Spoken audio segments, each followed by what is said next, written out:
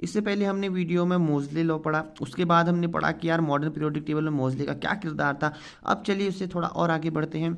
हमारी बात यहाँ पर रह गई थी, पिछली बार हमारा कारवां यहाँ तक रह गया था कि डी ब्लॉक के बारे में हम नहीं पढ़ पाए थे। चलो पढ़ते हैं। हम मॉडर्न पीरियोडिक टेबल में जानते हैं कि ये वाला हिस्सा एस ब्लॉक का है, ये वाला पी ब्लॉक का है, बीच का जो बचा हुआ हिस्सा ये कहलाता है डी ब्लॉक का।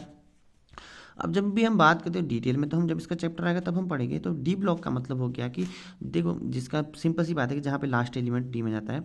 अगर फिर भी नॉर्मल से देखा तो तीसरे से लेके 12वीं तक, यानी कि जो ग्रुप मेरे पास है, ग्रुप 13 से 3 से लेके 12 तक का जो भी ग्रुप है वो कहलाता है डी ब्लॉक एलिमेंट। और जब हम इसमें ट्रांजिशन सीरीज होती हैं, पूरा हम पढ़ेंगे ट्रांजिशन सीरीज। हम बाद में पढ़ेंगे जब आगे डी और एफ ब्लॉक का टॉपिक आएगा।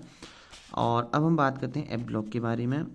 ज़्यादा कुछ नहीं था, बस एफ ब्लॉक के बारे में जब हम बात करते हैं तो ये इंटर ट्रांजिशन सीरीज है, क्योंकि अंदर ही होता है, बस हम बाहर दे सकते हैं क्योंकि जगह फिक्स नहीं है, कारण अभी तक नहीं पता।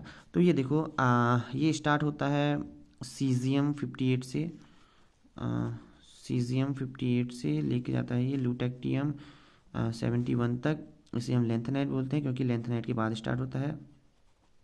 और दूसरा होता है 4F होता है। दूसरा होता है हमारे पास थ्योरियम 19 से लेके लॉरेंसियम 103 तक। और यहाँ पर हम बात करें तो एक्टिनाइट सीरीज कहते हैं, क्योंकि ये एक्टिनाइट 89 से स्टार्ट होती है, ठीक है, उसके बाद से होती है, तो इसलिए हमने वही नाम कह दिया।